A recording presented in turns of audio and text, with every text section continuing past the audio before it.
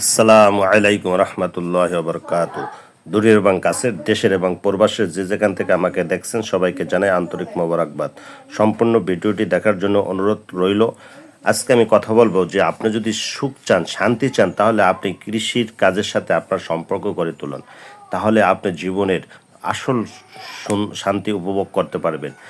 আজকে আমরা শহরের যান্ত্রিকতার জীবনে, শহরের কলকারখানার জীবনে কোথা দিকে সূর্য ওঠে, কখন সূর্য নিভে যায়, আমরা সূর্যের সাথে সাক্ষাৎ পাই না। আমরা কায়িক পরিশ্রম করতে চাই না, আমরা চাই শান্তি। আসলে শান্তি কি?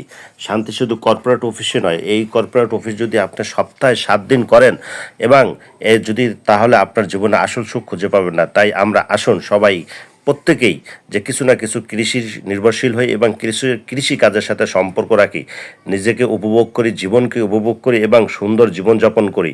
সুন্দর জীবনযাপন করার জন্য, জীবনকে উপভোগ করার জন্য কৃষি কাজের বিকল্প নেই। আসুন সবাই আমরা কৃষি কাজ করি, সবাই কৃষককে ভালোবাসি, কৃষিকে ভালোবাসি।